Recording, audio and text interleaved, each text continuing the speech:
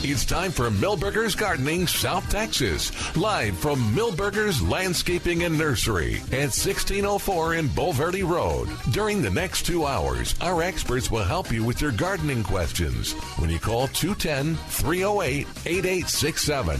That's 210-308-8867. Or come by Milberger's during the show and have your question answered in person. And now it's time for Milberger's Gardening South Texas on 9:30 a.m. The Answer. And welcome to Milberger's Gardening South Texas on 9:30 a.m. The Answer. Milton Glueck along with Dr. Calvin Finch, Mark Peterson. We're just sitting on the porch on a beautiful, beautiful South Texas day with rain in the forecast, maybe. What else in the forecast? What? Monday? Is it so? Sunday. It's Sunday, Monday, and they just expanded it to a little bit on Tuesday. Yeah, I saw Tuesday, but yeah it was. We're going to get rain on Monday. The little headline said. I'm going to bring up the weather, all right. But that's exciting. What else is going to be coming on? Snow. No. What did we talk about last week? I don't know. We talked about plants. Yeah. Well, yeah. Normally we talk about plants, but freeze protection. Oh, wow. Is it going to get below 32? Hill country. In the hill country, yes. But I didn't mention that part. It just okay. The hill country. No. Well, I've seen some of the spread the fear. Yeah. So get on over to Milberger's and get that shades. The agricultural fiber. There you go. Thank you. And do we have the little fuzzy caps, the little styrofoam caps? I don't know. I don't think I've seen them, but I don't know. We'll ask Trace. So yeah, we put it on the faucet. Faucet. Yeah. Yeah, we need to have someone come on and remind us what to do. Or do you know that from your saws days as to what you do to protect the pipes? Oh, plants. A lot of things. Yes. Unfortunately, most of them don't work. Yeah, yes. So the old wives' tale of water the day before. Yeah. No. I mean, yes. In order to be beneficial, you water it. 3 days ahead, and more importantly, it's keeping everything well watered. Watered on a regular basis. But that emergency watering does not work. Unless you're on a orchard and you can run the water through the whole period of time when it's below freezing. And it's really interesting is you have to have it and the water on the orchard in a very specific temperature range. Oh, wow. So right before it freezes, but not too much after it freezes, but you just want a nice glaze on there. And what that will do, it actually allow the insulation effect of water to occur. To protect. Well, so let me ask you this. Well, I'm going to disagree with that. Whoa. Yeah. Okay. I think. I'll bring it on. Well, no. This is what this is book stuff. Well, I was thinking that the most important factor is that you maintain water at 32 degrees or below, and so that you have the calories released constantly to keep it at 32. No, Calvin is correct. I just did it improperly. Okay. I'm not sure he did. I don't know. No. That's the way it is. You got to keep it. So, okay, I've got a high of 81 today and a low of 65 tonight. Ice is not an insulator. Yeah. Right. Oh, okay. Yeah. It's just like plastic, Sunday the high is 84. Well, we may get some rain before it gets. Is that going to be how much rain would we need to be help the yard so that it was better able to combat the cold temperatures, which I don't see when those are coming. It's not going to be a factor. 40 days and 40 nights we need that rain. Yeah, that's biblical. One rainstorm is really not going to. Oh, okay.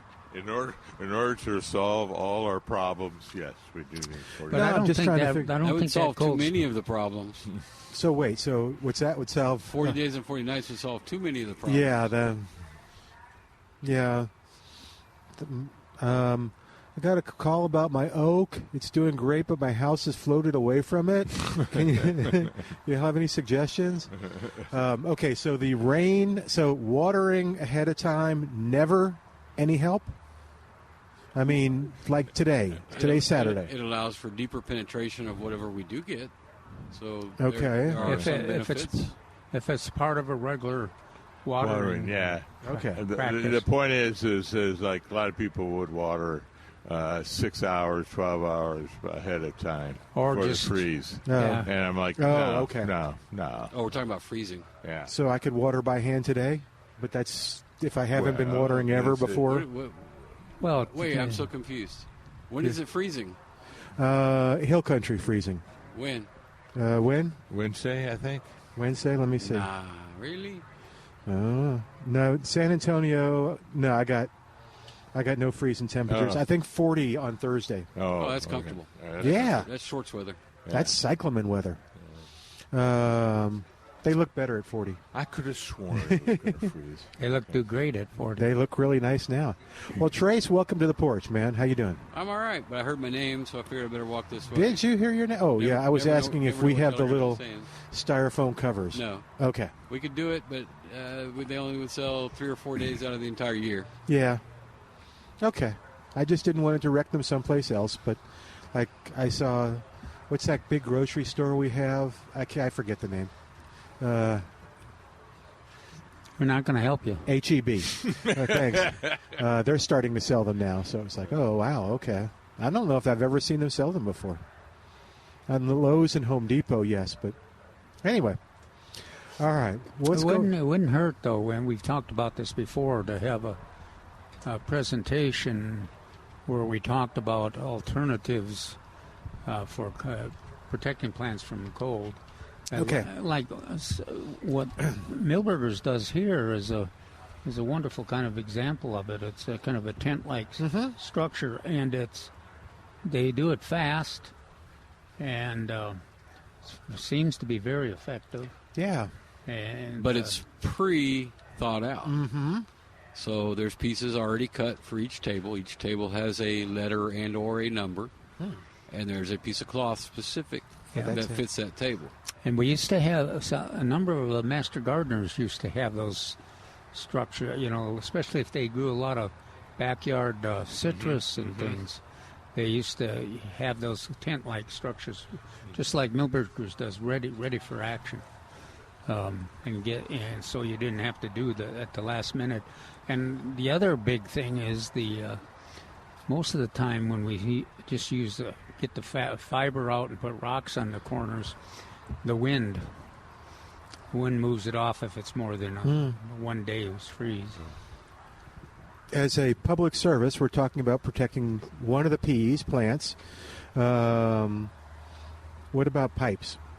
You said that's pipes are tough too. What was my third P? I'm sorry. Pets. Oh, okay. I'm not worried about that. Okay. So pipes. Especially pipes on houses like mine that have been like 7 different construction periods. Oh, jeez. And are you pier and beam? Some. Yeah. Oh, is that the worst part? Is that the toughest part? We won't say worse. I don't want to pass judgment because I used to live in a pier and beam home. I liked it. Well, this building is that's pier right. And beam. Mm-hmm. Do you ever have any? We had one issue that I can recall. So there used to be a functioning bathroom upstairs, and they turned it off. Well, guess what? The pipe still goes up there. Mm-hmm. Oh. And so we did have a minor issue where it took some of the paneling off the outside and repair that. Okay. So, yes, you must. But that wasn't even the 6 degrees. Oh, wow. That was before it's that. The advice is a slow drip. And, it's a slow, emphasis on the slow. So if it's a pier and beam, I would do every faucet. Yes. If you're on a slab, I would do everything that's facing the outside. Oh, okay. Or could be. Yeah. But you figure on a slab, you're going to be provide enough heat inside the house to. Famous last words. Yeah, no, it's just. But what I was really worried about is the same. I don't know if it is. It's just peculiar to Texas is these 12-inch standing pipes in the middle of the yard. I don't know why anyone does that, but that should always be protected and well protected because that's exposed to the elements. Yeah, I've got my latest, the irrigation I had in 20 years ago. They buried everything is a foot into the ground. Yes, that is code now. Gosh, and that works so much better, much better. So quick couplers and vacuum. I can't remember what it is, but anyway, you need a key to open it up and everything. So that's code for anything that is not hooked up to a house, or irrigation system. 210-308-8867. That's okay. 210. It's simulating radio. I know. 210-308-8867. What else, Trace? Do you want to warn any people? It doesn't appear that being prepared. Is always the key. Mm-hmm. So even though I don't need it, I bought extra rolls of frost cloth to sell, and I bought some that I figured I would make store use. So 12 foot's pretty good wide for most people, but I found some 15-foot wide that we might convert some of our stuff to, and if we have enough of that, we might sell some. Does it make it easier to keep the corners down? Or no, but they don't have to redo the beds to be skinny so that you can keep the corners tucked in. So you add an extra 3 feet to the sides, so like the tables we were considering, because the 12-foot basically goes from ground to ground on each side, but if the wind or something like that can still a little get under. But if we put where it's split down the middle, we'll have an extra 1.5 feet on each side that should be able to be weighted down.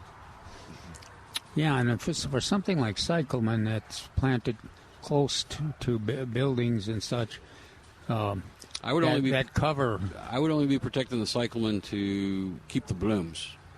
Yeah. Yeah, and for most freezes anyway. And it works.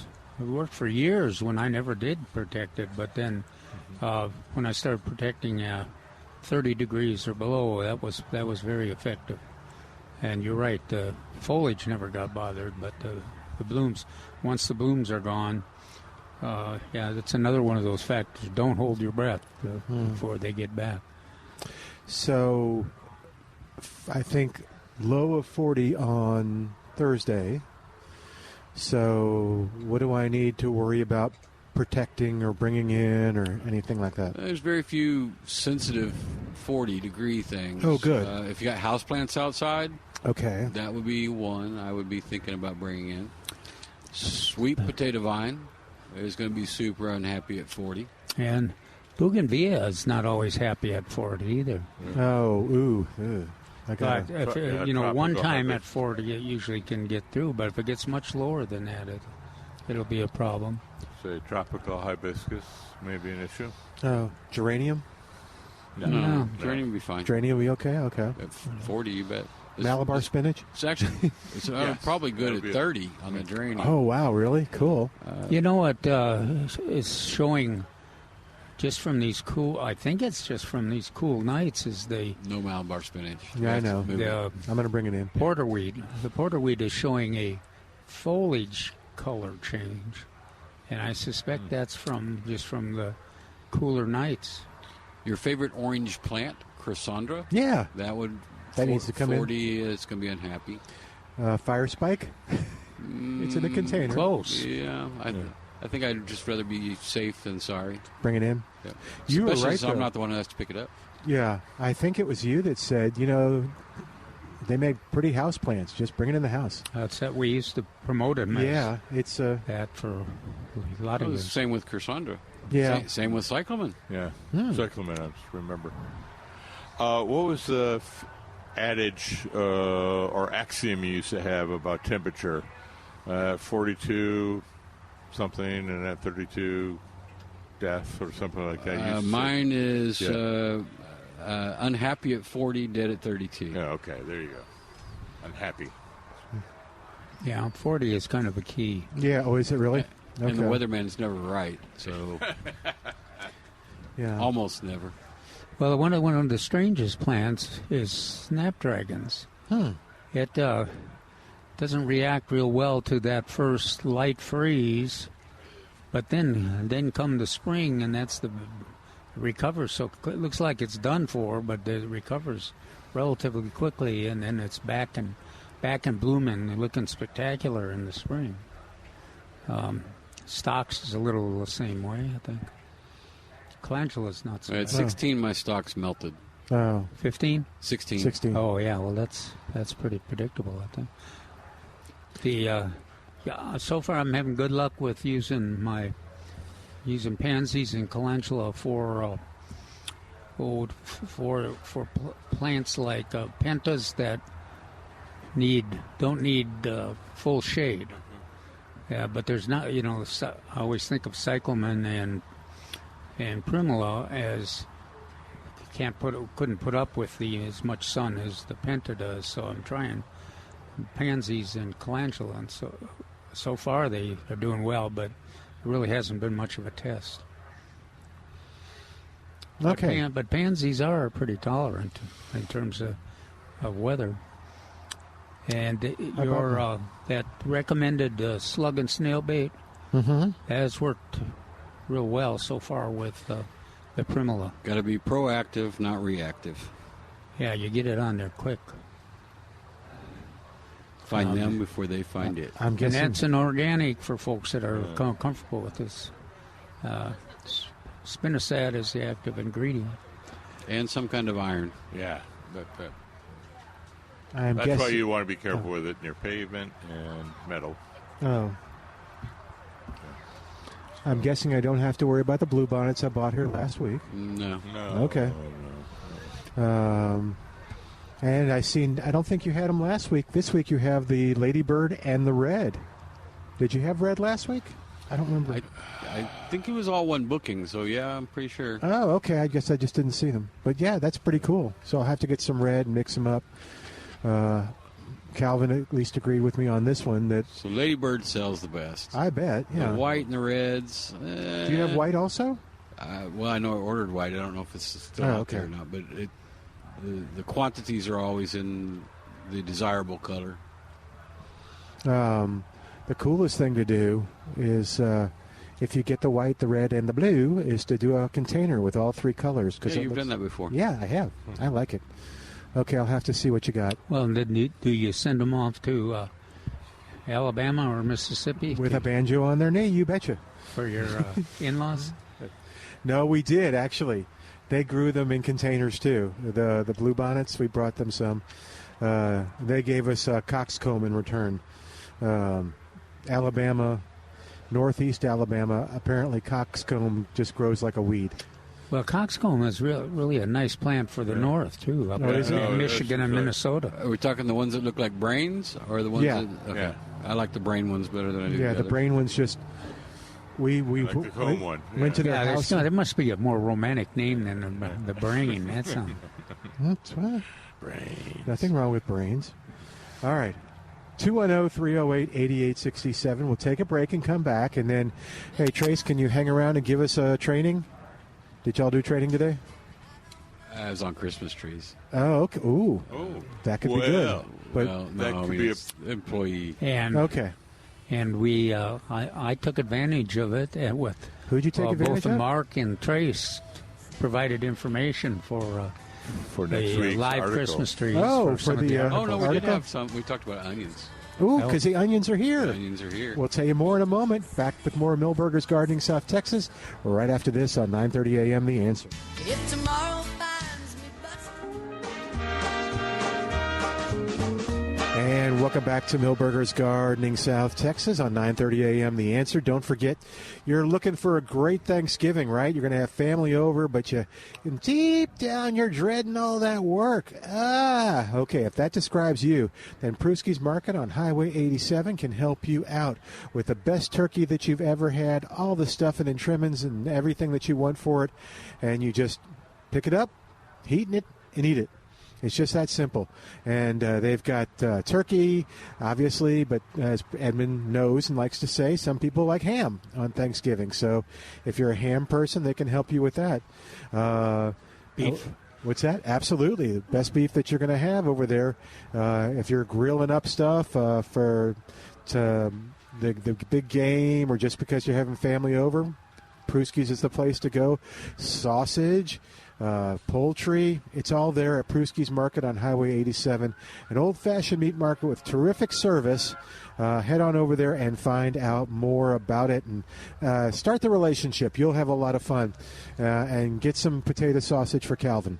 210-308-8867 is our number. Oh, the website, Pruski'sMeatMarket.com, Pruski'sMeatMarket.com. And I do need to ask Edmund. Oh, is that for Mark? Or? Yeah. Okay. Okay. I got to see if I don't want to get the whole turkey. Can I just get like the smoked turkey breast? That's what I'm asking. I'm wondering. Is that what you're asking next time? Yeah. So what was that? His answer? Oh, I haven't asked him yet. I'll ask him. I'll please. text him. Okay. All right. Well, Trace, did you want to get into the training, or did you want to talk about the other thing that's Christmas trees? Nothing here yet. Either one's fine. You have Whichever we living don't, trees? we can talk about tomorrow. Okay.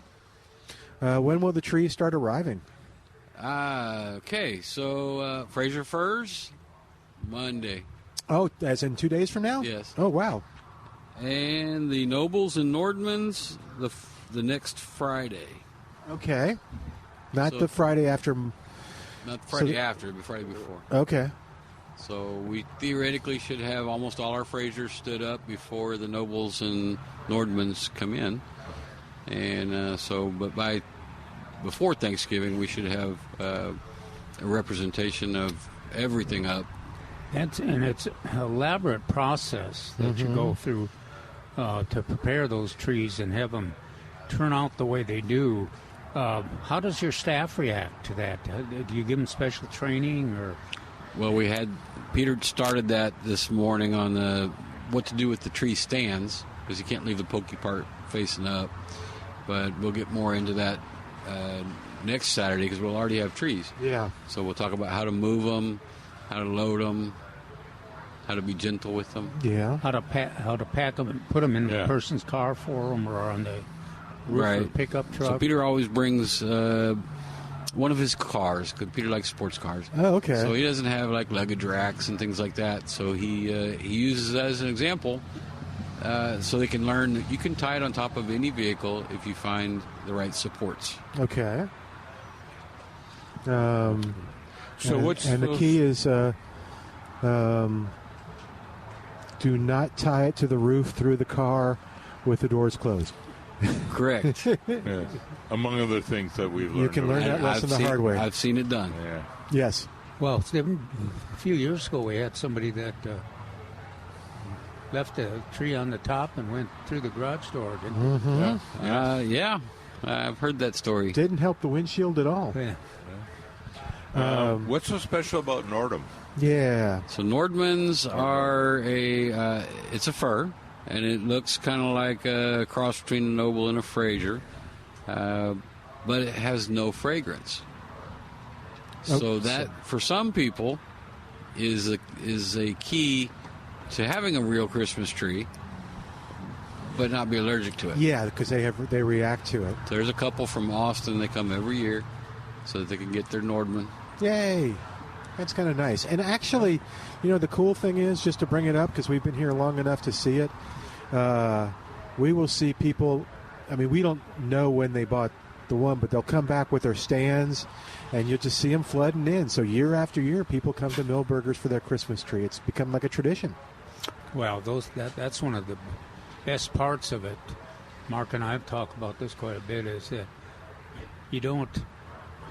It's been years since I've had one knocked over by a pet or hooked onto something, banged into with the present or something, and it's those stands are so sturdy and they're not real conspicuous, and of course they're Spider. Wonderful for the tree. Apparently a too. jumping spider, Milton. Provided a lot of water. Now, normally I'm the one that interrupts Calvin. I'm sorry, Calvin. I just didn't want him to grab a hold of his soda spider. and squish that baby spider. Usually, though, when a spider bites you, it's a silent death. Not this So time. Milton wouldn't have interrupted. The conversation would have been finished. And All right. So, have you finished? I don't know about them, Milton, but I know I couldn't handle what you do right there on the, With what? with the computer, getting everybody Oh, and getting on board and all that. I'm trying. All right. So the other thing, so we talked about the Nordmans. Yes. Yep. And then I was going to remind everybody too that not just these spectacular cut Christmas trees, but Milberger's always has a good living Christmas tree. Well, so they still haven't gotten here yet. Yeah. And I gave them a drop dead date. If they're not here Oh. by, I can't remember, next Friday, I think I told them, then don't bother. Oh, wow. I should have an. But we have other things too. We've got have your Blue article. Point Really junipers nice article. and cedar Yeah. Dora. So those are all will be covered in Calvin's article. Actually, this article was just the gardening calendar Okay. for December, but I usually do an article on living Christmas trees because I've had such good luck with them. I really like them, and then it's quite often it's a bargain, and it's gives people in apartments more options, and if you got a limited budget, so the option you get a kind of a dual benefit from it. So hopefully they'll show up. Yeah, that's a. But I have other things. Like I said, I've got Cedar Deodora. I've got the Arizona Cypress. That was one of the ones you both of mentioned. them. Yeah, We like those. I got both of those. Rosemary already trimmed in a cone. We talked about the cyclamen. How about the any He changed the poinsettias? subject again. He just No, has a no, I'm bad talking about tendency to Christmas do stuff. So Poinsettias and, Peter just placed our first order, so we Okay. can have a handful for next weekend. Oh, good. So I'm not Okay. sure what day they're going to show up. I'm hoping Tuesday or Wednesday. What is that? The poinsettias. poinsettias. Oh, Christmas cactus are already here. Okay. they're in full bloom, I take it. No, we buy them to where they will do that here rather than already shipped in full bloom and then be out of bloom by Christmas. That's good timing. Yeah. All right. Where are those located? They are in the greenhouse. Okay. And I guess the amaryllis bulbs. Those are here. They're here already. Yeah. Okay. Traditional. And citrus? You said citrus is And the biggest Christmas gift people It get. is, and we got in slug more, so we have a decent selection of lemons and limes. Good. Well, and then if you do consider Christmas for somebody for a gift, also think about that cold protection. That's kind of a nice combination there because it's nothing worse than getting a wonderful Meyer lemon and then 2 weeks later you get it hit by you just don't know how to deal with it with a Pick it cold up. spell. Carry that pot inside, and then when the weather's nice, take it back outside. That's the answer for anything, Milton. in a Okay. pot. If they want to And make then sure they're going to have it, And then, you might have to use the barbecue outside because your kitchen will be full of citrus. You just pick my kitchen is full of plumeria. Oh, is it? Yeah. Oh. No, it's not. I have a little greenhouse to put up, but my wife won't let me do it by myself, so I guess we'll have to wait for sometime this week to do it. Because she thinks you're fragile? It's a new one, so we haven't done it before. I wanted to move all the plants there and then erect the thing over it so I didn't have to try to carry them in. That's not good enough for her. No, put it up, and it's got a big door. Some of these plumeria are like 8 feet wide, which Wow. I don't see how I'm going to get them in after the fact Oh, without making babies. okay. Which plumeria? Am I right that's an easy thing to do? It is, but it's certainly better to do it when it's hot out rather than going into winter. Have I missed any of the other Christmas amaryllis bulbs, citrus, poinsettias, Christmas cactus? We have decorations. Yeah. We will have live wreaths and garland. They are not on the first truck, so they are on the second truck. That's Do we always, have any books? I don't know if that might be available. I'm Sometimes sure there's we a can- handful in there. So Yeah. I did get The Texas Superstar book. Oh, good. From David. I got like a whole box, very heavy. Those are out. And do you remember how much they are? I think those are. Okay, they're either free or they're $3.99. I can't remember which. Do you remember? No, I can't either. Okay, we'll check and find out. But that's always been a while. That's always a good article too. Yeah, I know. That's what I was thinking about it. Some wonderful horticulture books and localized garden books that makes it relatively easy. Well, it's harder. You got to make a tough decision which book to get. Your gardening present receiver, but and we have lots of good choices. 2 new monarch books. That's right. Butterfly books. That'll give us another top. Yeah. And do you recommend green and red onions for Christmas? Well, they're one and the same if you buy the red one. So, as a stocking stuffer, the answer is that was a forced segue. So the only stocking I'll put that in, Milton, is yours. Oh, okay. But you can't touch them until after Christmas. Well, you've got a bunch of onions out there. I mean, what are there, like maybe 10, 12 bins? Oh, well, there's 7 varieties. Oh, okay. So 7 varieties, but dip bins maybe on each side. Yep. I generally recommend, always like the 1015 and the Red Creole, of course. Yeah, those are my 2 favorites. But they're also great varieties, but there's like 60 onions with each of the packets. Mm-hmm. So there was a couple of years in a row when I ended up getting, I don't have 4 gardens to plant, So apparently the number of onions in there varies depending on the size of the picker's hands. Oh, really? That's what I was told. Oh, so interesting. There's not a consistent number. It's a consistent grasping size. And so I vote for the person with the big hands to get my onions. Yeah. We need names here. Right. Hey, you got any onions picked by Fred? Where are Fred's onions? Well, but we never have that. They don't last that long. No. Everybody has a preference. And actually, like there are enough in there. At least this is my opinion. I like the thinner. Yeah, you got plenty. Even just 2.5. Whether they had big hands or not, you got plenty in that. And 2.5 nobody rows. ever buys just one variety. So we talked about all the different varieties and what they mean, and so these are all short day onions, which is critical in the beginning. We might do 1 or 2 batches of intermediates in late January. But short days are the best for us right now. And so we carry 2 reds, 2 whites, and 3 yellows.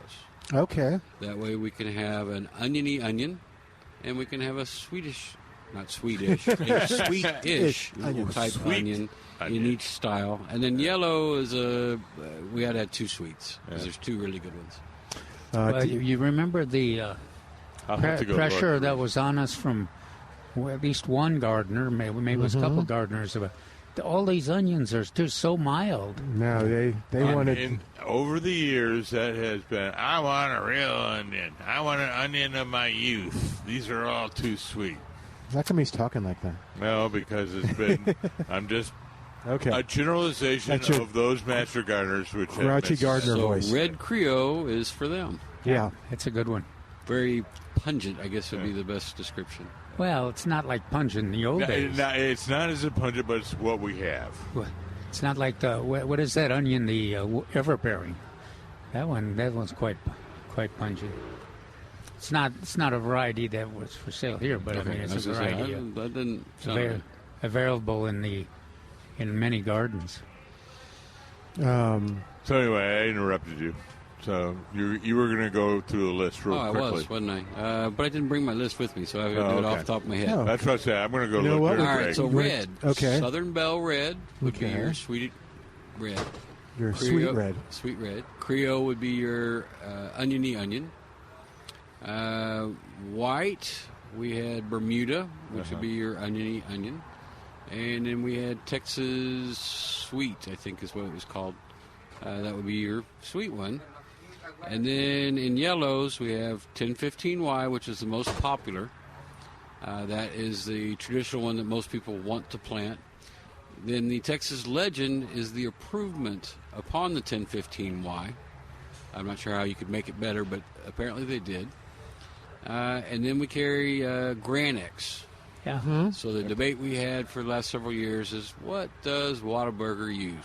Yeah. And they, I think the consensus is Granex. Okay. Okay. That's the one I couldn't remember. I couldn't remember granulate in my mind. I'm going, what? I know it's grand something. When you take a bite of that onion and it actually clears out your sinuses, that's a good onion. I agree. There's her, yeah. Just so like Granex is that? Just like a good pepper makes you sweat. Okay. Oh, I have a question for you. I don't know if I asked you this or not. Oh, Mark answered. Ornamental peppers, are they? They're edible. They just don't have flavor. Oh, well, they're not hot. Oh, they are hot, but yeah. There's nothing. And sometimes there's so much variation it's hard to predict too. Okay. If you're a chef or a cook, you want to be able to predict what your onions are going to be. So we did talk about planting. Mm-hmm. Oh yeah, Or not, the onions. So the question yesterday was from a customer. Well, I asked him, "Do you want a long skinny onion or a big fat onion?" And I said, "Well, these are both depending on how you plant them." And he said, "But I want a little skinny onion. I don't want a big fat onion." They are both, sir, depending on how you plant it and what you fertilize it with. Well, yeah, I always recommend you plant them every 4 inches and then harvest the two out of the middle for green onions, and then by June 1st they're ready with the big bulbs. Yeah. Works well. You can even get a little closer. That's 2.5.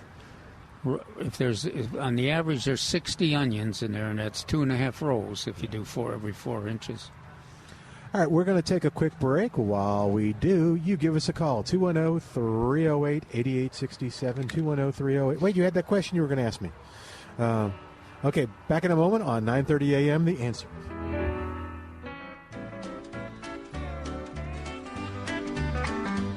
There's a little bit of everything in Texas. And welcome back to Milberger's Gardening South Texas on 9:30 a.m. The Answer, 210-308-8867.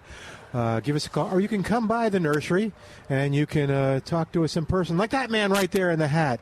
Yeah, let's see if he hears us. We're in delay. Let's see. Okay, has he heard us yet? No. Okay. All right. Yeah. That's right, sir. We're talking about you. Get over here. All right. I don't know. Or we could make this car talk and people could tell me what I should buy. Okay. Oh, we could.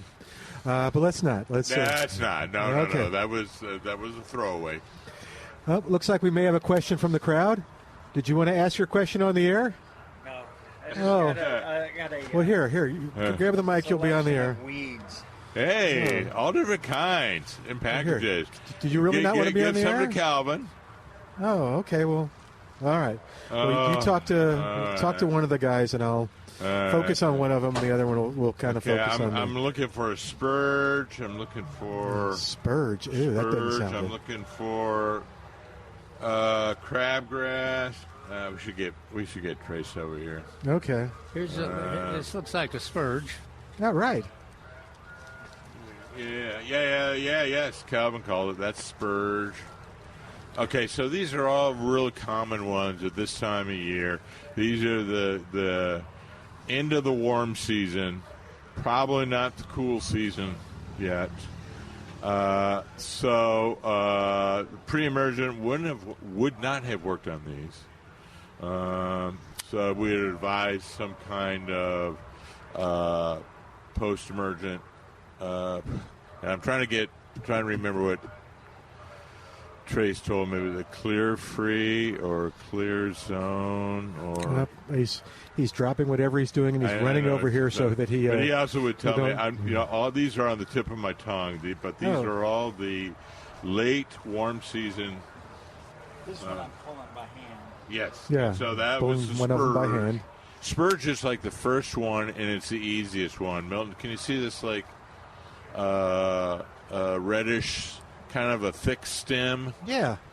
So it is really drought tolerant. Oh. Because of that, it holds a lot of moisture. Yeah. But it's always one of the first ones. It's a good base ground. Any kind of bare soil, you wait a couple hours, and you'll see the spurge. And broadleaf.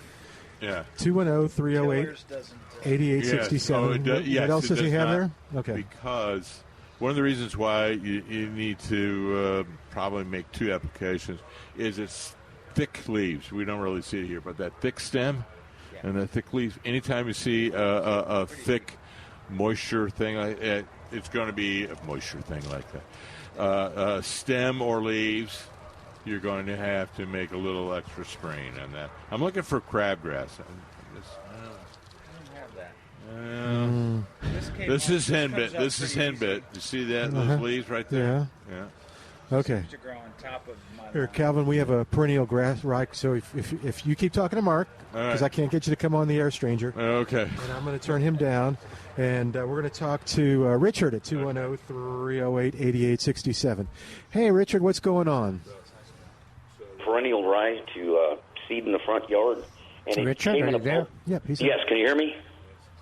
Can you hear Richard? Yeah. Okay, hear good. me? Yeah, we got you. Yes, I got you now. Okay, I bought some perennial rye to plant in the front yard over the winter, and it came from bulk packaging, so there was no instructions to it. However, when I planted Bermuda seed, it says water every day until it emerges. Will this be the same practice for perennial rye? It shouldn't be as much.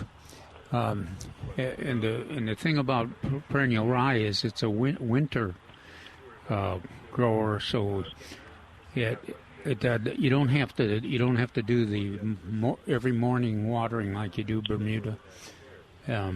So if you can water just before the rain, that would be a great time, and then you just kind of watch it, and maybe you water it 3 or 4 days later, and then it should come up. Okay, that's all I needed to know. Thank you much. Thank you, Richard. Bye, Richard. Hey, I have a question along those lines, too. So, if you remember last year when I talked about our winter grasses, our sustainable winter, lawn, well, it's coming back, which is great. But now Laura wants more of it. She's like, okay, this looks great. Do we buy seed? What do we do? Is it the same thing that Richard was talking about, or? Well, no. If you can, I was thinking of the nice uniform growth I have in my vegetable and flower garden, where there's water. If you got the seed out there, which you probably do. Oh. If you just continue to water your lawn, you don't have to. It's just like the grass we talked about with Richard. You don't have to water that. To get it started, you need to have water, and you may be in good shape because you had 1.5 inches, and then you got rain scheduled Monday. So, but I was thinking of Laura would love my. It's so nice and even. My rescue grass is coming up. Yeah. Drives me crazy. I went, in fact, I got some grass begone and sprayed it because it was in my snapdragons and in my stocks and everything. But it's probably got the look exactly the way you want it to come out. Well, it was green. I mean, that's what we thought all summer. And uniform. Yeah. It grows at a uniform rate. And you mow it, it looks great. Yes. I mean, it's all different kinds of things. Yeah. It's, I think I would tell Laura, do you have sun or shade in the backyard? A little of both. Okay. Probably mostly shade. I would tell her that if you get a reasonable amount of rain, that I think you're going to get the effect that you want. Then the key becomes your mowing. Okay. But you'll have some places that are a little thicker, where there's less sod, or there's a little more sun. Okay. But in the I predict within a month or 6 weeks you'll have a fairly uniform situation if that's what you had last year. Okay, so don't worry about it. Just no, I don't think there's any there's no options. There's no seed. What does the rye seed do? Well, the rye is similar. Okay. To it, but then you would you'd have a little bit of responsibility to, if you didn't get rain, you'd be inclined to water it a bit because you wouldn't want it to decline because you paid for it. Yeah. But that's the same kind of effect that you would get with the rescue grass or annual bluegrass. Okay. You could, if you wanted it to be as an insurance, or as you wanted to have it absolutely uniform, then you could go ahead and do the ryegrass. Does it hurt the St. Augustine? Yeah, well, that it does. Okay. Yeah, it competes with the St. Augustine. Oh. So does your weeds. Oh. But the rye would compete more. Competes more? Compete more. So, but okay. I would just go with be content with the mowing and taking advantage of whatever rain you get. All righty. And then the other question, because it came up when I was kind of looking for like winter grass seeds and stuff. And I know we've talked about this, and I think I know the answer, but St. Augustine seed. Yeah, you're shaking your head, which is what I suspected. Okay, so just buy the sod. There was one... and actually, it's almost as expensive as the sod. Yeah, I mean the variety is not a good match with our domestics. Okay, that's good to know. Might, because it's probably not the Riley. Okay. You might want to look at how bad or how obvious the open areas are. Yeah, and then just get yourself some sod, and if the weather continues in the winter like it is, St. Augustine does a pretty good job of spreading. Yeah, in fact, the funny thing is, since the temperature's cooled and since we've gotten a little more wet, it is spreading, which is great. So now you're kind of like, oh boy, I want to help it. How do you help it? Can I make cuttings and stick them in? And actually, you can. We used to use pieces of sod. So I could buy some sod and then just. How far do I bury it? You don't bury it. You just lay it on the ground and make sure it's pressed in. Okay, so that'd be cool. I might do that. Is it too late to do that? Or no. Yeah. Okay. No, you just that anytime you can do that, as long as the weather continues and the St. Augustine is green and growing. Maybe I'll get some tomorrow after the show. I got to get bluebonnets. Sir, were your questions answered sufficiently? Very sufficient. Very sufficient. Well, thank you. We're just trying to track down Trace. He just went in. Oh, I know he just went in. Did he go? Did he stop and say hi? No, he started running. I know. He started running. He's probably seen this character before. He comes over here with his weed, and he just. Weeds. No. I'm sorry, there's a difference. Package. Okay. Nickel bag and dime bag. Wait a minute, I don't know anything. He's got the spurge. So how did you help him? Oh, you're trying to find what to get. Well, what we're trying to do is, and we'll get confirmation on that. They're all, just by the looks of them, I don't know all the names, but they're all late warm season weeds, and I want to kill them before they put seed out. Yeah, and as Mark brought up, Trace is the best source for telling us for killing which contact herbicide. Yeah. So there's one that Trace recommends, and I think we're reaching that temperature. It's very effective between 60 and 85 degrees, and that's the one I want this gentleman to use, and so I think that would be perfect for this time of year. I want the weeds killed, and then he's planning on doing a little overseeding. And remember, it's perennial rye, not annual rye, that you overseed with. So we're being a little too warm. A lot of people traditionally do overseeding the second week in October, and I'm like, I got to get it down to 65 degrees before I overseed. So it just hasn't been that way. But the bottom line is, you got a textbook case. You got just about everyone every week. Good for you. Yeah, good for you. Isn't that great? Do you have deer? Do you have deer in your neighborhood? They're not in the backyard. Oh, No, yeah. yeah, because a lot of those varieties there, they'll be happy to browse. Yeah.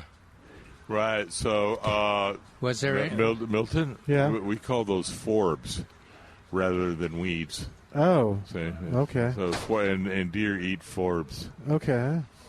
They browsed They rather browse. than graze. Yeah. All right. And then we'll mention the preferred weed killer. All right. All right, we're going to take a quick break. While we do, give us a call, 210-308-8867, 210-308-8867. We're back with Milberger's Gardening South Texas, live from Milberger's Landscaping and Nursery at 1604 in Bulverde Road. Come out to visit or call us at 210-308-8867. That's 210-308-8867. And now back to Milberger's Gardening South Texas on 930 AM, The Answer. And welcome back to Milberger's Gardening South Texas on 9:30 a.m. The Answer. If you've been listening, you know that next Saturday from 11 to 3, the South Texas Blood and Tissue Center will be here, and they will be doing one of the quarterly blood drives that Milberger's does. Alicia is on the line, or Alyssa. You'll have to correct me. And she's here to talk a little bit about the current situation in San Antonio, maybe answer any questions that might make you reluctant to give blood because they've taken care of everything. So I apologize, Alicia. Is it Alyssa or Alicia? It's Alicia. Alicia, there you go. Okay. Well, welcome to Milberger's Gardening South Texas. Are you going to be here next weekend, too? Thank you for having me today. Yes, I will be out on site at Milberger's next Saturday from 10 to 3 with our bus. Oh, 10 to 3. Good. Okay. Yeah, we'll be in the back corner over by the grass pickup area with our bus. Yeah, and talk a little bit. Yes. And then I was going to, you and I have talked about this a little bit, but see if we can get her to talk a little bit about, has anything changed on as far as prescription drugs that are no longer used or travel to. Remember when the old days, or a few years ago, if you traveled to a certain part of the world, you couldn't give blood here in the U.S. And the other thing was, have the list of prescription drugs changed that make it that you can't give blood? Well, I imagine things have changed as the years have gone by. Yeah, absolutely correct. One of the biggest changes here in Military City, USA, we have a lot of military that were stationed in the UK and stationed in Germany and in various parts of Western Europe, and those rules have changed. So a lot of people that were unable to donate because they were stationed overseas or lived overseas, those rules have changed. So a lot of those people are eligible now. My husband is one of those people that was ineligible because he was stationed in Germany in 1988, but that has changed. Along with, just like you said, medications, a lot of travel restrictions that we've had in the past, and just a lot of restrictions that we've had in the past have changed. Technology has come up to date, so our testing has gotten a lot better. She explained that much better than I did, didn't she? She did. Yeah. This is not her first radio. Yeah, no. Right. Or her first blood-giving conversation. Yeah, testing has changed, and so we've been able to open up to a lot of donors. So I encourage anybody, if you've ever been told that you can't donate for various reasons, please just come out and try. You never know. It may have changed.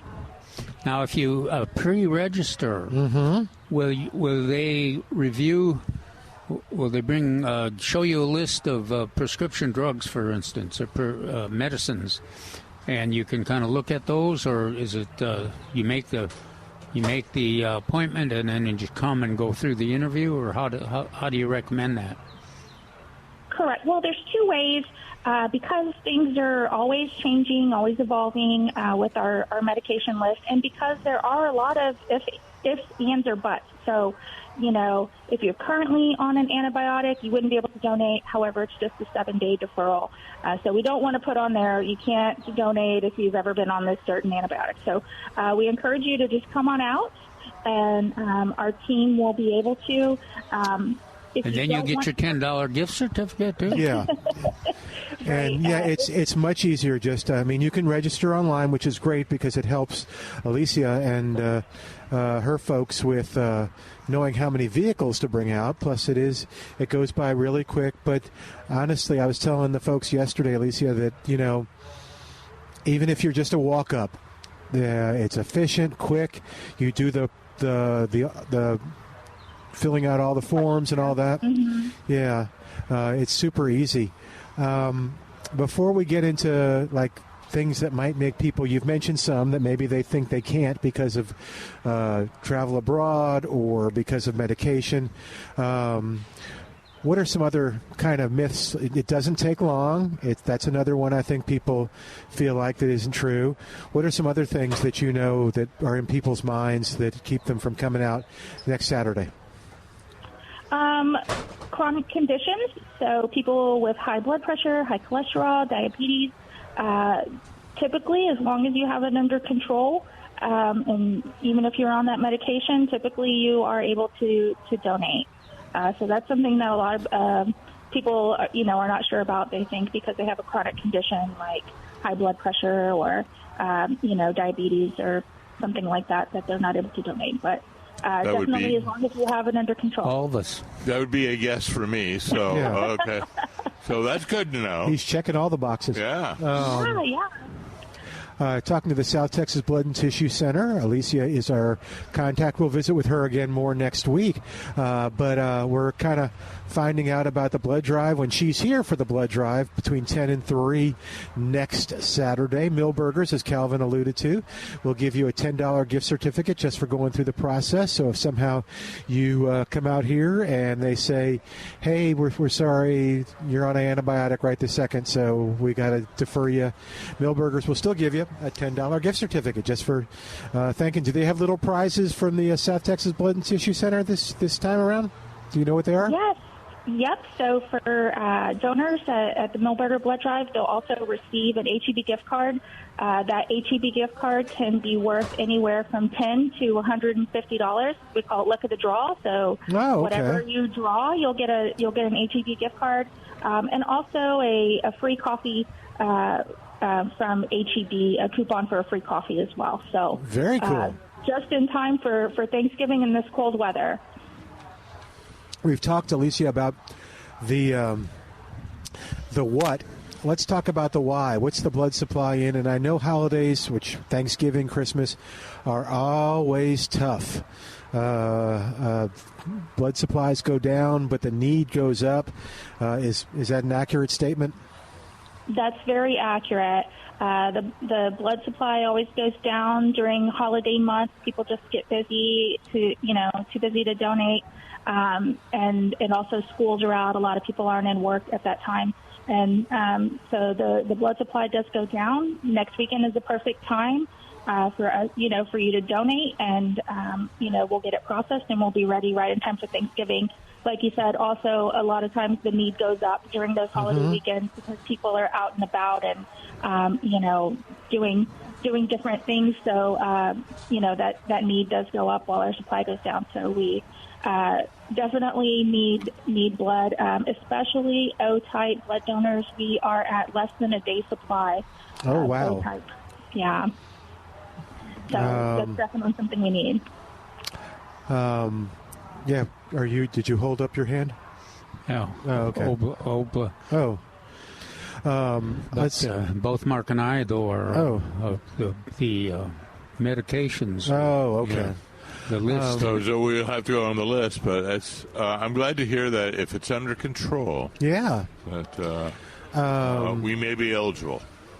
Yeah. If if you're really not sure, you can always call our office during the week, 210-731-5590, and you can give them your specific medication, and they can give you a better, concept of whether, it would be accessible to donate on that medication. Good deal. I remember what I was going to ask you. How many did that donation, that regular donation, and then you can talk about different types of donations of blood, that pint that I give, how many people does that help? Yeah, so that one donation can save up to 3 lives or impact up to 3 lives. We separated red blood cells, plasma, and platelets, and so that goes out to our South Texas community. It stays here in South Texas and can help up to 3 of your neighbors. Well, that's right. You get, every time somebody in your neighborhood gets injured or needs blood, you're reminded, or in your family, you're reminded how important it is. And you should be providing blood, too, if you can, so that the neighbors can utilize it. Because there you are, a month from now or 6 years from now, your family's going to need the same blood, and it's just important that there's a diverse part of the population that's contributing too. And so we mentioned that's just a simple donation. There are other donations too that I can do this time, right? When y'all come on Saturday. Yeah, we have what we call a double red blood cell donation. So those are very special donors, mostly O blood types, but we do have some other blood types that are able to do a double red blood cell donation. And that could, impact several lives because that's a very needed blood donation. It's a double red blood cell donation. All right. Well, listen, we will see you next Saturday from 10 to 3, correct? Correct. We'll see y'all next Saturday. Thank you so much to Milberger's for being such great partners to South Texas Blood and Tissue. I don't know exactly how long because our records only go back 13 years, but Milberger's has been a part of saving lives in South Texas for at least that long, at least 13 years. And so we appreciate Milberger's. We appreciate all the donors that come out to Milberger's every quarter. We've been doing the radio show for 26 years, and I think every single year we I think so too. The blood donation. Very close to it. Yeah, so you're right. They are a very good corporate citizen, and this is near and dear. I can't think of a time they haven't done it. So anything else we've missed, Alicia? Nope, that's it. Like I said, we'd love it if you would sign up online, southtexasblood.org. But if you don't have time or you just don't like dealing with online, then just come on out and we'll get you in. They sure will. And lickety split. Thank you. We'll talk to you next week. Come visit us on the porch, okay? Will do. Thanks. Have a good one. You too. Bye-bye. All right, 210-308-8867. If you go to the Milberger site, if you kind of got in on the end of it and didn't get some of the information, go to Milberger Nursery, and you can milbergernursery.com, and you can see the. Sorry, I got caught up in my thought. You can see how to register, place to go, links, and all that stuff. The Lions Club, by the way, will also be here at the same time next Saturday. Bring your old glasses. Yeah, bring old glasses. If you haven't been able to afford for your kids or even for yourself a vision screening, they're going to be doing those from 11 to 3, absolutely free. So come on by and take advantage of that. More details at milbergernursery.com. That's milbergernursery.com. All right, 210-308-8867 is our number, 210-308-8867. What else is going on in the gardening world, gentlemen? Well, let's see. We talked about cyclamen. My article next week, Mark, is going to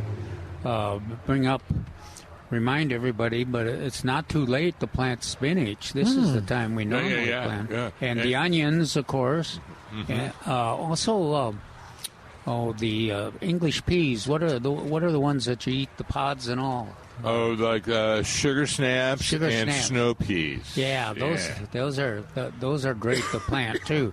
I know there's a lot of gardeners that like to like to do the vegetable garden with seeds, or even flower garden if there's some opportunity. We have 3 different companies on our seed racks out there. And then I noticed things to do this week in the garden. Hey, all these vegetables. Do you know what Milton, we have? Yes. We have broccoli. What? We have cauliflower. Huh? We have Brussels sprouts. We have Swiss chard. I don't know about the kale, but we have spinach. Of course, seeds, radishes. I don't know about turnips or rutabagas. Probably beets not. We have seeds for. Carrots, onions, and cabbage we have on the table. So if your grandchildren or children have not ever grown their own carrots, you need to do that. That takes a little longer than radishes to grow, but the kids love them to taste, and they like watching them grow too. They're relatively easy to grow. So try grow some carrots. They look good in a container too. Oh, is that right? Ooh, yeah. He's looking at me because I'm a container person. And then if you got one container with your carrots and beets, and then you got the lettuce, and then the onions look good too. The red. I know onions look really good in containers. I didn't think about that. What? Really? Yeah, you could do some chives as well as the onions. And it's be a bigger container. Okay. But then you can thin them out. Yeah, you use the green onions. Yeah. You just every day you can harvest some of the green onions. So that's the good thing is you don't necessarily have to have a lot of onions to let them go forward. You can use all the green onions, and then maybe leave 2 or 3. I just remember the times that I've been overwhelmed. I mean those packets, those traces are different numbers in there, and I guess some of them are. You can pick the one. Sometimes the bundles are bigger plants, but usually they're about 60. So that's a lot. That's 2.5 8-foot rolls. I think that's a good rule of thumb for you. Is 2.5 8-foot rolls at 4 inches apart. Yeah. Okay. So, and it kind of forces you to harvest the green onions too, which is good. And then I know in Milton, you'll love this. The onions let you know when it's time to harvest them. Tell me what took means. They tump over, Lump over. The tall stem just falls over. Yeah, and like it'll be Mopsy and the other bunnies. The ears fall. Yeah. And it'll be about it'll be before June 1. The cottontail family, maybe. Yeah. Oh, okay. Yes. Yeah. How long will it take before it flops over? If I plant it today. Before June 1. Okay. Now sometime between May 1 and June 1, depending on your garden. And our weather and all that kind of stuff. And remember, though, that onions are like all those greens that Mark mentioned, broccoli and cabbage. They need a lot of fertilizer, so treat them just like a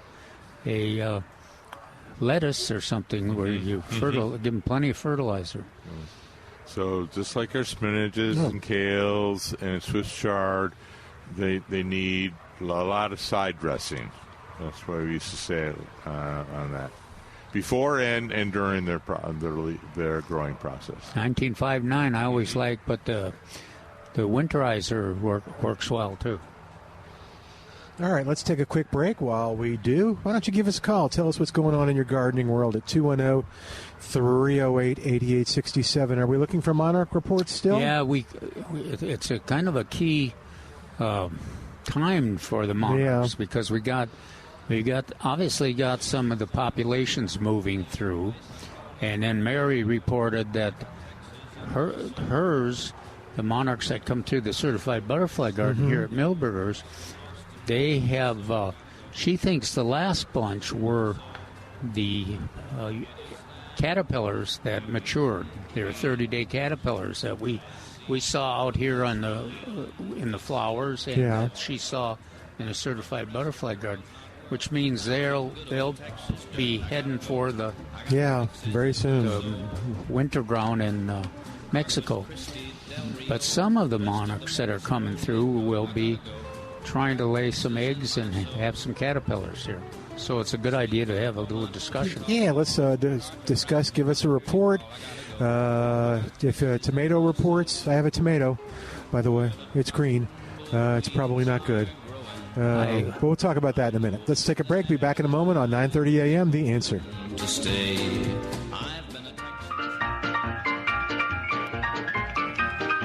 And welcome back to Milberger's Gardening, South Texas on 9:30 a.m. The Answer. Our phone number 210-308-8867, 210-308-8867. We want monarch reports. We want tomato reports. And just if you have any concerns about the upcoming change in the weather, it looks like from what Al saw, and I think from what I saw, Mark, you and Calvin can confirm this too. It looks like, okay, I don't really quite get this because they say it. So Sunday at midnight through on is when the best chance of rain is. So does that mean Monday morning 12:01 on, or does that mean 12:01 Sunday morning and on? Are we talking English, Roman, or Jewish time? Let's go with English. Whatever we're under. Frankly, I think the day is 12 to 12. So if we're 12:01, that would be Monday morning. Oh no. Okay, so when the weather forecasters say that after midnight on Sunday, that would be tonight. That would be overnight tonight. Oh. Okay. Oh. Oh no, to 12:01 a.m. Sunday. Yeah, it would be after midnight tonight. Yeah, it'd be overnight tonight. Yeah, okay, so we have a good chance of rain overnight tonight. I don't think so. I think what they meant is Sunday night. Sunday night. Okay. Yeah. So after midnight on No, that still doesn't work. Sunday morning. It's very confusing. No, it is. It is. If you're a meteorologist, please call us at 210-308-8867. If you were an English speaker. Yeah. Please call us. Okay. You seem frustrated by this conversation. No, this goes... Has this come up before? No, this goes way back. In actuality, this goes way back to saws, where people will go, I have to water during the night. And I would say no. And say, what is night? What is morning? So that now, from a regulatory standpoint, we went from 12 to 11:59. That was the day. Your Monday, you were 12:01 to 11:59 of that day, Monday. From the morning. That was the legal time that you could water. Oh, okay.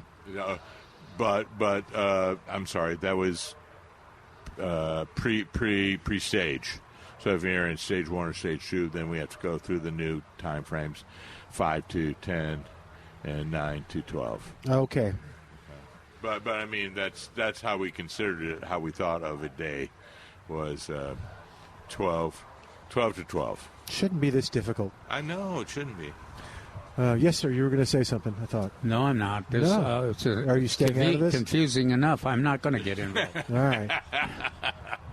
210. But I think they're talking about Monday at 12:01. Okay. Right. I think you're right. All right. 210-308-8867. 210-308-8867. Mark, did you spy? I saw you out there, Trace, and you went over a bunch of the stuff that we had veggie-wise. What about herb-wise? Oh, that's a great question. Thank you. Because, as I stall for time. Okay. We have a lot of the fall season herbs. We have cilantro, chives, mint, stevia. We talked about that one. You and I went on at length about stevia last week.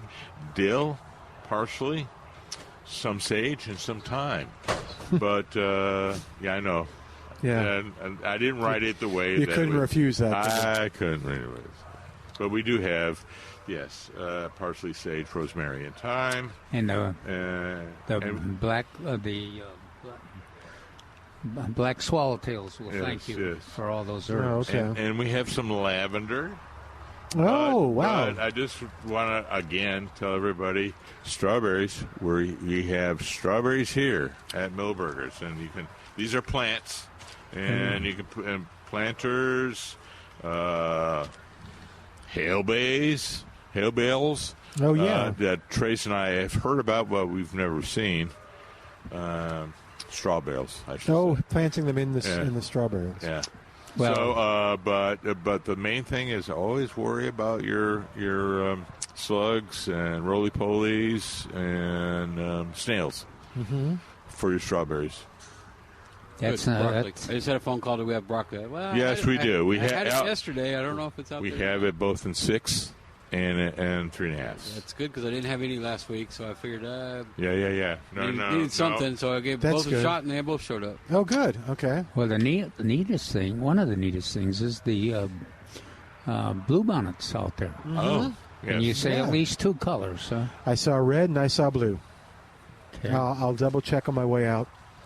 And they're rosetted. I mean, they're flattened or they're short. Growing. They're quite short. Oh, but let me tell you something that happens if you don't plant them immediately when you get home, and you keep watering them. They're busting out of that rosette thing. That may be bad, huh? I was more worried that you left them in your trunk. Yeah. Except he never has any room left in his trunk. No, so all the things he's left. I couldn't have left it. Yeah, they're starting to perk up and go. Well, I kind of think you'd want them to rosette for a while. Yeah, I need to put them in the ground. Yeah, get them in the ground but they're God is in versatile. control. If we have warm weather, they're going to start growing. That's just a fact of life. Yeah, they're versatile. They make do. And it's always amazed how, after they've rosetted that during that period in the wintertime, when they suddenly start to grow, they kind of take over everything, especially if you plant them in the garden where they got a fertile soil. It's an interesting experiment. If you're a gardener and you haven't tried this, you need to try this. Plant some out there in the normal place for wildflowers, out in the barren soil and the rocky area, and then also plant a row, at least a row in your like your cut flower garden or your vegetable garden, and give them plenty of space in between because they'll fill that space. They'll take advantage of that fertile soil. You don't have to fertilize them out there in the barren field, and they'll grow and they'll bloom. But just amazing to kind of compare them and see how versatile they are in terms of taking advantage of a real garden situation. When you ship yours off to Mississippi, Alabama. Did they fertilize? Mississippi. Whoa. Just Alabama. What? Oh, no. Okay. I was just having a conversation with somebody last night about Mississippi. Oh, okay. Did they fertilize them, or? I think she did, but they just did them in containers and stuff. Did you? So yeah. You fertilize yours in containers, don't you? Yeah, I just do the Osmocote and stuff. Did you have a question? Did you need some help? Can we ask it on the air? Oh, okay. All right. Okay. All right, Trace, if you'll, I guess. I was going to say between Trace and me. My Spanish isn't that great. Okay. This will be interesting to watch. All right, 210-308-8867. And I actually, as much as I do love them in the ground, but I don't think I've had as much success as you have about having them come back voluntarily. Have you? You have good success, don't you? Not in this site. Oh, okay. I had on my other where I used to live. They used to come back. I think the soil was better there, but the some of the wildflowers like coreopsis and bee balm and firewheel, they all come back gangbusters. But bluebonnets have not been nearly as successful at it. But they. I still laugh about it must have been 15 years ago when we planted, the promotion was that we were going to plant bluebonnets as part of the garden, the flower garden. Mm-hmm. So you try planting them with pansies, Oh. every other pansy and bluebonnet. And, of course, it looked really nice, and the pansies played a role.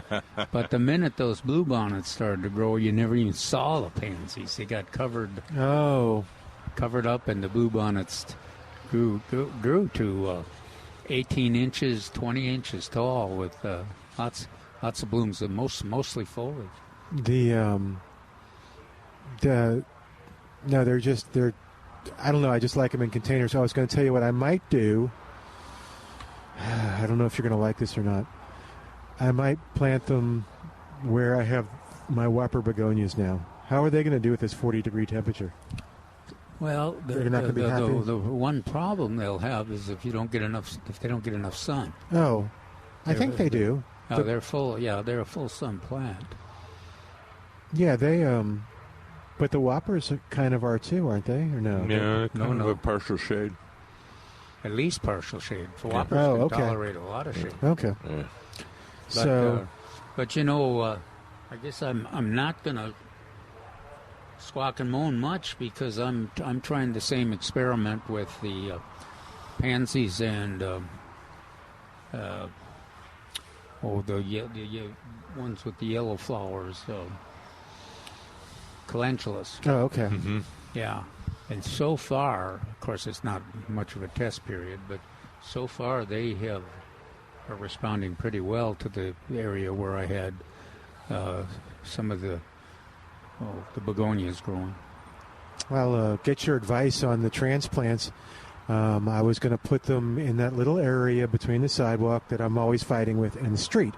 Okay, so it's about, what would you say, normally they're about 1.5 feet, maybe? Yeah, I was going to say 18 to 24 inches, yeah. Okay. I think they might do all right if you don't get a lot of traffic on top of them. No, there are no traffic and sun. And so you got your neighbors to harvest them, like they always do. You harvest your other stuff. Weren't they picking stuff? Oh, no, that was the poppies. Oh. That's where those are flowers, too. People were walking by and picking the poppies that we had, the red poppies. Uh-huh. I'm sure for remembrance of World War I. Maybe so. I'd like to think that. I'd like to think they weren't just going by, oh, these are nice. And then, but I was thinking that I would do like the triangle effect with, okay, so this is going to be hard to do on the radio, but picture the strip and go back and forth. Back. Yeah. Yeah. Is that the way I should do it? Yeah. Okay. It'll work. Yeah. Okay. It should be pretty. Okay. And they can take a challenging soil situation. Yeah. And once they get established, they're better when they have kind of a dry situation. Okay. They can be pretty sensitive to wet feet. I will try. See what happens. That'll be good. Yeah. All right, 210-308-8867, 210-308-8867. What else should folks be concerned about now? Anything in the weed control area? Anything? Right. So this gentleman earlier today, oh, yeah.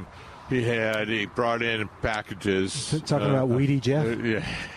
Yes, and some of them I knew from sight right off, but most of them I went, oh, I think these are all mature, late warm season weeds. And it also, the indication, looking at them, the soil was not particularly fertile. No, it's just like unless you got it on the edge. Yeah, but he had said they had brought in. Soil for years, and I went, and we don't recommend that anymore because you bring in something else, and the wife goes, weeds, and I went, yes, that's why we don't bring in soil anymore. But his management action was, let's clean. He wanted to overseed, and I went, we don't overseed St. Augustine. We overseed Bermuda if we want to overseed. But let's make sure we kill those weeds now before they go to seed. Where did you? So I had to ask Trace, and it's weed-free zone because that kills. That is effective from temperatures of 40 to 85. So we want to make sure those are the ones. And it's a broadleaf target. It's a broadleaf target. So those were all broadleaf He had crabgrass too, but essentially all broadleaf. And then I said, make sure you kill everything, and then you can go ahead and overseed. And he said, well, I've overseeded a little bit. I said, well, we usually wait for about 65 degrees, 63, 65 before we overseed. Well, we really haven't had that. So a lot of people have been wanting to overseed or have overseeded, and they're wondering why it hasn't come up. It hasn't been cold enough. You know what? Or wet enough. Milton and I were talking about this earlier, but you know what is coming up? Rescue grasses. Yeah. With that rain that we with that rain earlier in the month. Or if you have like I do in my gardens, put some water in there. Yeah, that it's entering in, or creeping in. Yeah, come up. So I sprayed. I got one of the grass herbicides. Yeah. And I sprayed in my snapdragons and everything to try to keep control of the rescue grass, because it'll get high. Both the POA and the rescue grass, if given leeway, given good soil, nutrition, and moisture, it can get very tall and very extensive very rapidly. And it does not need much water, and it does need to be mowed every 2 weeks or so, if you can. It's the sustainable garden. We'll be talking about that in the next couple of months. Yeah, I bet. Calvin and I. The sustainable lawn.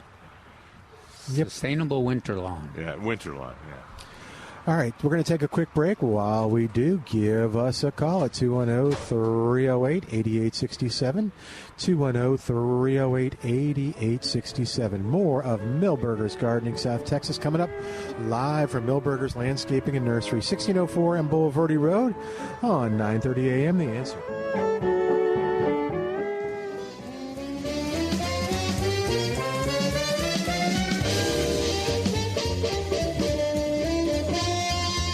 And welcome back to Milberger's Gardening South Texas. Such a pretty day today. I encourage you to come on out to Milberger's and be a part of it. And there's lots of fun stuff to choose from. Lots of beautiful color. And boy, oh boy. Certified butterfly garden with lots of different butterflies.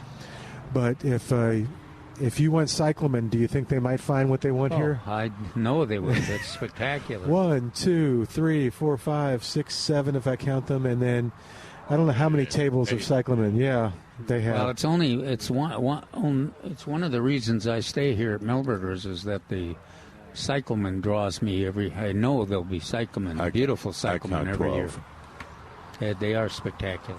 Yeah, and so I just encourage you to come and visit and just enjoy it.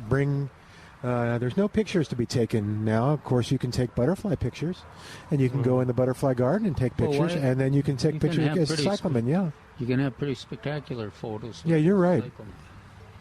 And those bougainvillea trees. I know. Yeah, those are pretty. Particularly with the sunlight on them right now, it's lovely. Yeah, snapdragons look good for sure, and pansies, of course. You can't see them from here, but there's a lot of violas, and they happen to be on sale. Mm-hmm. One of my favorite colors, and then I realized it's purple and gold. I don't know why. See, Calvin's nodding his head. He knows what purple and gold is. No, okay.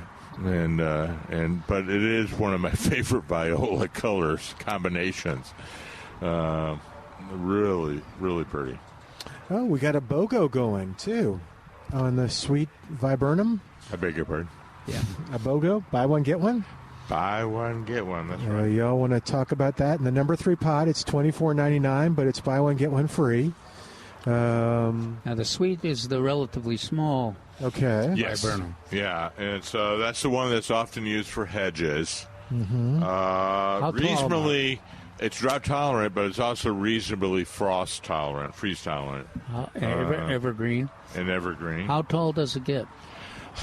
I want to say 8 at max. That tall? Huh? Yeah. Okay. I'm usually 5 or 6. I was thinking 5 or 6. Because but I think I've seen it Well, the one thing there that we emphasize in the it is viburnums the deer don't eat. Right. That's the main thing. Yeah. Now, our favorite is this Sandanqua. That one's much larger. Yeah, it's much larger, much more significant flowering. Now, these guys, along with the hollies, they play kind of a combination role. They're very attractive. Mark mentioned they make hedges, evergreen. Some of them have flowers, and some have a nice fragrance, like the sweet viburnum. But they also do a good job for providing cover for wildlife, and especially birds. You can plant them and have them, and they can be very disciplined. You could even can prune them up a little bit, but usually you don't have to prune them because they're so disciplined. But you'll find, your cardinals and mockingbirds will have a tendency to make nests in there, and they'll do a lot of their hunting for the insects in your yard. And then there they are. People notice how disciplined they are. Your homeowner association likes them, but you also get the impact you want for your wildlife too. So they're a pretty versatile bunch. Even some of those roses, the tough roses. The one that Milton Trace likes so much, the multiflora, or is that the one? I can't remember. Bushel. I know which one you're talking about. Yeah, it's big bushel. Can you think of it? It's the one that has the multicolored blooms. Blooms. Yeah. I said multicolored one, but that's not the. I can't remember. It grows to like 10 feet. Yeah. Tall, and that one is another one. Now that one's not as disciplined, but it's of course it's spectacular. It blooms 7 and 8 months out of the year, and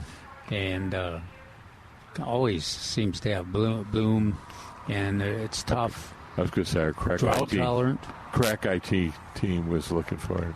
Anyway, a slight tangent. Yes. Calvin's wonderful article today talking about attracting birds to your landscape.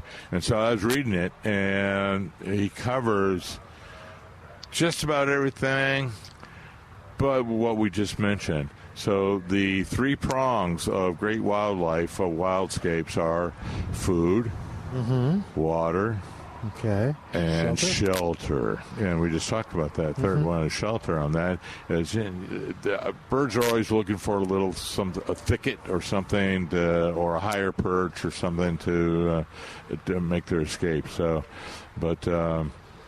But he covered everything. Talk about the food and the different seeds and the suet. Well, and there's some innovative water uses. Yeah, the water is key. It's amazing what birds will be attracted to the water. I think it's relatively easy if you have a landscape that's got quite a few plants in it, that you'll get 14 or 15 different species in a typical day if you watched. Now you'll get some migrants right now if you got you got a little running water, and it doesn't take much to have a running water. A $25 mechanism that you can plug in, or even when I think the solar might be a little more expensive, but they don't work very well. But the do we have the plug-in kind? Or is there a battery operated one? We've got pumps that plug in. Okay. Gosh, but there's no good. I've yet to find a solar-powered pump that is actually worth anything. They don't last, or what's the problem? There's just not a good one. They can't store enough energy to do any good. Okay.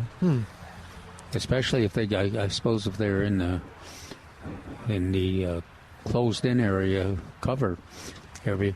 But the other thing that is intriguing is these. The insect-eating birds. You can attract that with suet, which is easy to get nowadays. You don't have to go to the butcher and ask them for a chunk of beef fat. So and it's manufactured for you, and you even have the peppered ones. And you can have, if you want. Does that make them carnivores? If they're eating bird fat or animal fat? Well, no.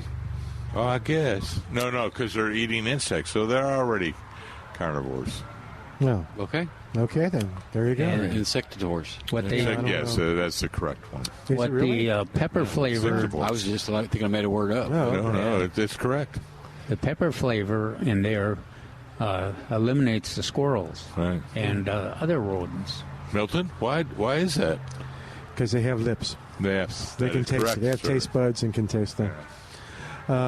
But those insect-eating birds, you get a bunch of warblers, you get some you get the titmice anyway, but you get the kinglets and the woodpeckers. If you generally will get one type of woodpecker, the golden-fronted, but if you have suet out there, you'll have at least 3 different kinds of woodpeckers that'll visit those feeders.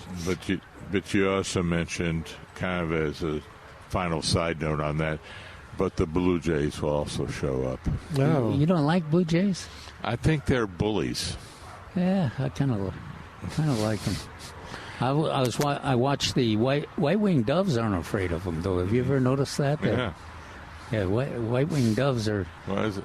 I think it's safety in numbers. I think there's so many of them. There's bull rush the whole feeders and kick everybody out.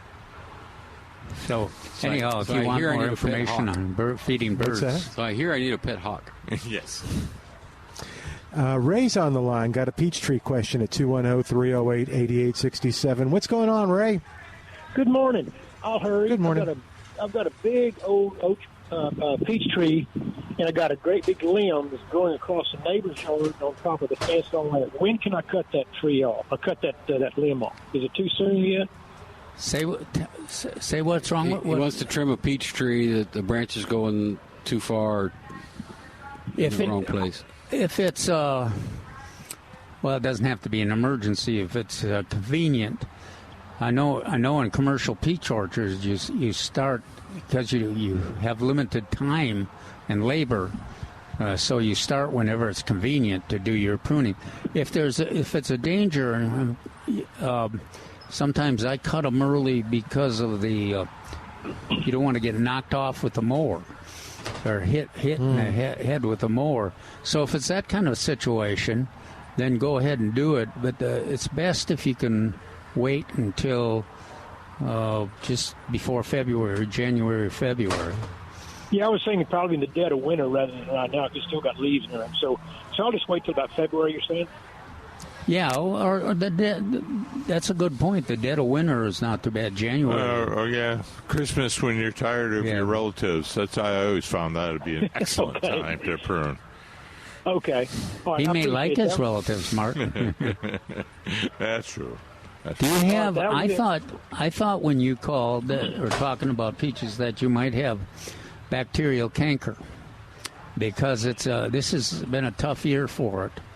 I do have some. I see it on some of the limbs. The tree is almost 10 years old. It's 10 years, so that's good. Yeah. It's hardly bearing anymore. But anyway, I want to keep it because it's a beautiful tree. Anyway, that's the question. I know y'all are getting down to get ready to put the cat out and turn off the lights. So I'll go ahead and shut down from there. All right. Thanks, Ray. Glad we could help. Good question, Ray. Thank you. Hey, that's a good question. I just went...